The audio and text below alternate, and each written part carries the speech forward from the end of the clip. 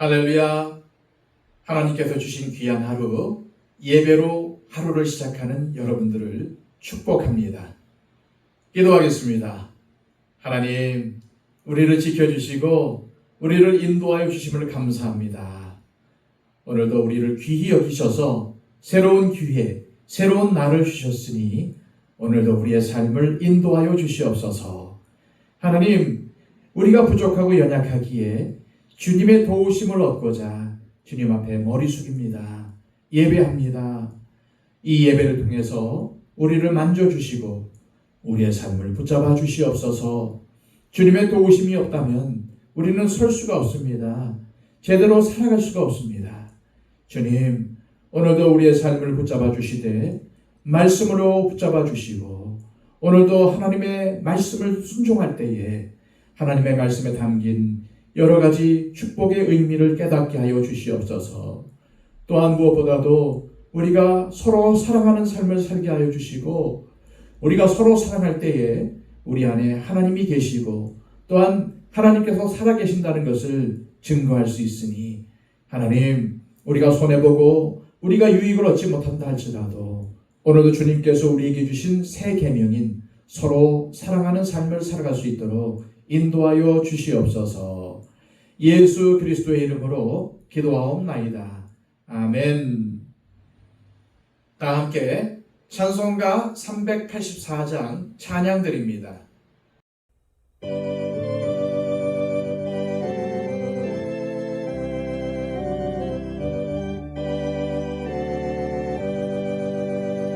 나의 갈 길 다가도록 예수 인도하시니 내 주 안에 있는 그 길 어찌 의심하리요. 믿음으로 사는 자는 하늘 위로 받겠네. 무슨 일을 만나든지 만사 형통하리라. 무슨 일을 만나든지 만사 형통하리라. 나의 갈 길 다가도록 예수 인도하시니 어려운 일 당한 때도 족하는 해주시네. 나는 심히 고단하고 영혼 매우 가라나 나의 앞에 반석에서 샘물 나게 하시네. 나의 앞에 반석에서 샘물 나게 하시네. 나의 갈 길 다가도록 예수 인도하시니 그의 사랑 어찌 큰지 말로 할 수 없도다. 성령 강화받은 영혼 하늘 날아갈 때에 영영 부를 나의 찬송 예수 인도하셨네. 영영 부를 나의 찬송 예수 인도하셨네. 아멘.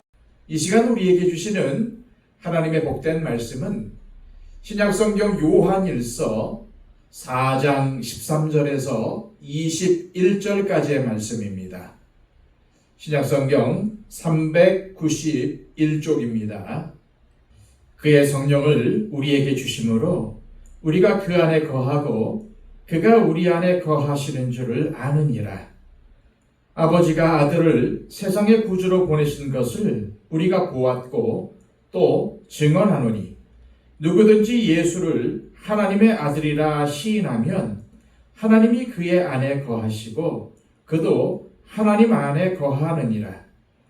하나님이 우리를 사랑하시는 사랑을 우리가 알고 믿었노니 하나님은 사랑이시라. 사랑 안에 거하는 자는 하나님 안에 거하고 하나님도 그의 안에 거하시느니라. 이로써 사랑이 우리에게 온전히 이루어진 것은 우리로 심판날에 담대함을 가지게 하려 함이니 주께서 그러하심과 같이 우리도 이 세상에서 그러하니라. 사랑 안에 두려움이 없고 온전한 사랑이 두려움을 내쫓나니 두려움에는 형벌이 있음이라. 두려워하는 자는 사랑 안에서 온전히 이루지 못하였느니라. 우리가 사랑함은 그가 먼저 우리를 사랑하셨습니다. 누구든지 하나님을 사랑하노라 하고 그 형제를 미워하면 이는 거짓말하는 자니 보는 바 그 형제를 사랑하지 아니하는 자는 보지 못하는 바 하나님을 사랑할 수 없느니라. 우리가 이 계명을 주께 받았나니 하나님을 사랑하는 자는 또한 그 형제를 사랑할지니라. 아멘. 지난 시간 우리는 두려움을 내어쫓고 담대함을 얻는 첫 번째 방법을 살펴보았습니다. 계속해서 담대한 신앙생활을 할 수 있는 두 번째 방법은 예수를 하나님의 아들이라고 시인하는 것입니다. 14절, 15절입니다. 아버지가 아들을 세상의 구주로 보내신 것을 우리가 보았고 또 증언하노니 누구든지 예수를 하나님의 아들이라 시인하면 하나님이 그의 안에 거하시고 그도 하나님 안에 거하느니라. 여기서 가장 중요한 단어는 시인이라는 말입니다. 시인은 인정하다, 고백하다 라는 의미를 가집니다. 어떤 성경에서는 이를 선언 혹은 선포라고 번역했습니다. 우리가 그리스도인으로서 담대한 신앙생활을 하고 싶다면 요한 사도와 같은 증인들이 예수님을 하나님께로부터 오신 분이라고 증언했던 것처럼 우리도 예수님을 하나님의 아들이라 시인하고 선포하라는 것입니다. 그러면 하나님이 우리 안에 거하시고 우리도 하나님 안에 거하는 것을 알게 된다는 말입니다. 그러므로 우리가 담대한 믿음의 사람이 되는 두 번째 중요한 비결은 예수님을 선포하는 것입니다. 단순히 예수님을 구주로 인정한다는 소극적인 수준을 넘어서 가는 것마다 내가 예수님께 속한 사람이며 예수 그리스도를 구주와 주님으로 믿는다고 선포하시고 주님을 증거하시기를 바랍니다. 두려운 사람은 그렇게 하지 못합니다. 뭐가 두려운 것일까요? 내가 예수님을 믿는다고 선포하면은 직장에서 또는 인간관계 속에서 해를 당하지는 않을까, 손해를 보지는 않을까 두려운 것입니다. 또는 그동안 그리스도인답지 못한 내 삶이 부끄러워서 선포하지 못하는 것입니다. 그런 세월이 길어지면 두려움은 점점 커가고 기쁨은 사라지게 마련입니다. 당당한 그리스도인이 되고 싶으십니까? 그렇다면 손해를 당해도 된다는 마음으로 믿음을 선포하십시오. 예수님을 나의 구주로 선언하십시오. 그리고 예수님을 증거하십시오. 그럴 때 당장에는 손해를 보는 것 같이 보이지만 하나님은 우리가 기쁨과 평안을 누리게 하시고 반드시 뒷날 내가 선포하기를 잘했다는 것을 알게 하실 것입니다. 문제의 핵심은 내가 받은 구원의 기쁨, 하나님의 선물을 증거하지 않는다는 것입니다. 더 나아가 내가 그리스도인이라는 사실조차도 숨기려고 한다는 것입니다. 왜 그럴까요?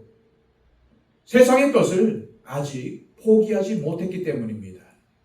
또한 그리스도인이라고 하기에는 너무나도 부끄러운 것이 많아서 숨기고 싶기 때문입니다.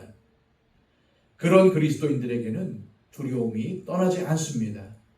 그래서 괜히 교회에 와도 당당하지 못하고 머뭇거리고 기도나 봉사를 부탁하면 준비가 안 되었다고 회피하는 것입니다.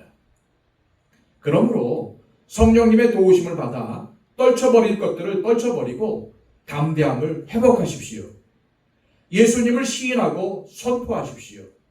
이것이 담대하고 행복한 신앙생활로 나아가게 하는 길입니다. 계속해서 담대한 신앙생활을 할 수 있는 세 번째 비결은 형제를 사랑하는 것입니다. 하나님이 우리를 사랑하신 것처럼 우리가 서로 사랑할 때 두려움을 내쫓아 버릴 수 있습니다. 담대할 수 있습니다. 19절에서 21절입니다. 우리가 사랑함은 그가 먼저 우리를 사랑하셨습니다. 누구든지 하나님을 사랑하노라 하고 그 형제를 미워하면 이는 거짓말하는 자니 보는 바 그 형제를 사랑하지 아니하는 자는 보지 못하는 바 하나님을 사랑할 수 없느니라. 우리가 이 계명을 주께 받았나니 하나님을 사랑하는 자는 또한 그 형제를 사랑할지니라.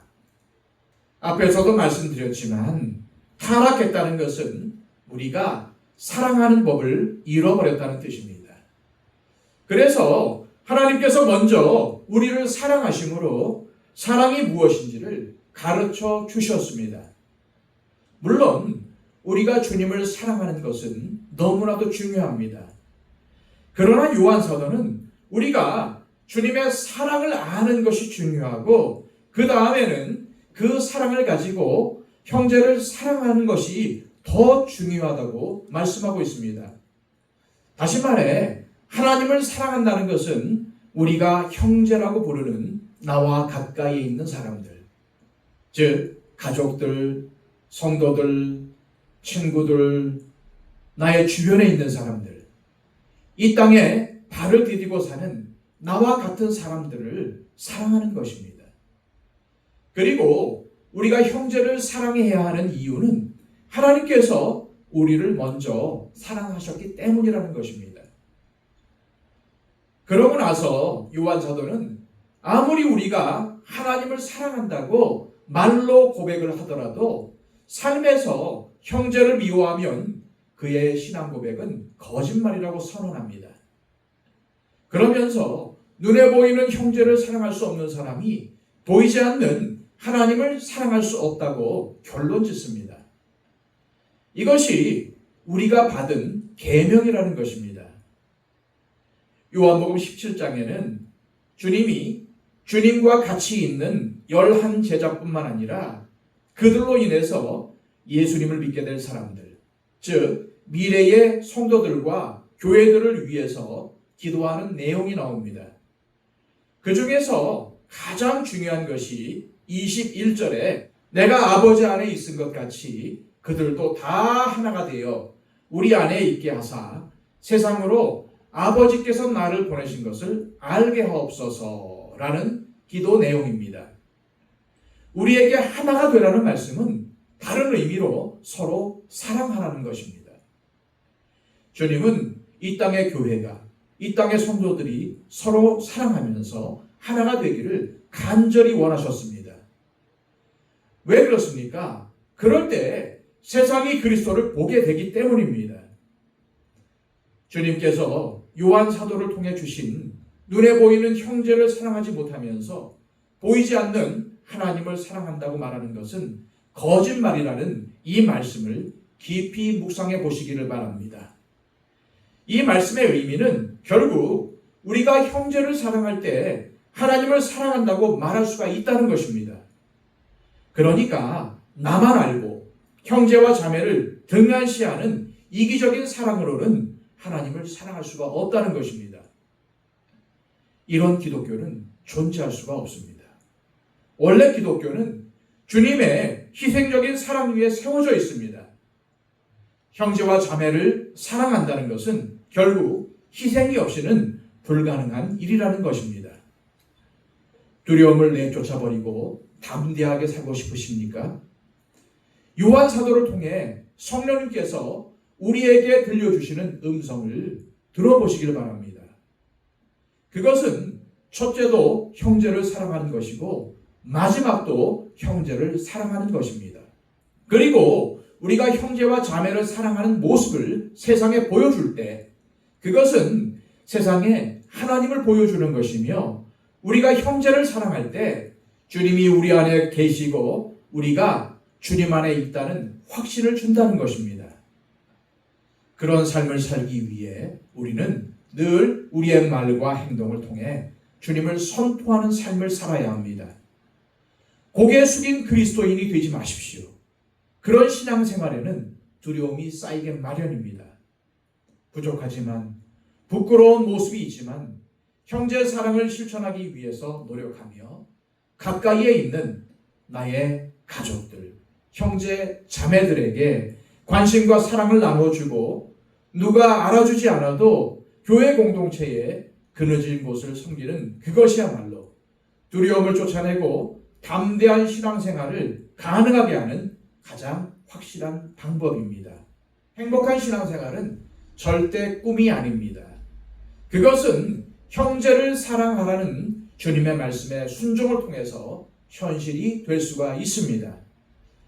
이 시간 기도하실 때 하나님 아버지 담대한 신앙생활을 하기 위해서는 예수님을 시인하며 증거하는 삶, 형제 사랑을 실천하며 살아야 함을 요한 사도를 통해서 우리에게 가르쳐 주심을 감사합니다. 우리에게 부족하고 연약한 모습이 있지만 우리의 말과 행동으로 주님을 선포하고 증거하는 삶을 살게 하시고 무엇보다 우리 주변에 있는 형제와 자매를 주님의 사랑으로 섬기게 하옵소서. 기도하시기를 바랍니다. 111 기도를 통해서 우리의 중보가 필요한 사람들을 위해 중보해 주시고 또한 초청 대상자들을 위해서 간절히 기도해 주시기를 바랍니다. 다 함께 기도하겠습니다.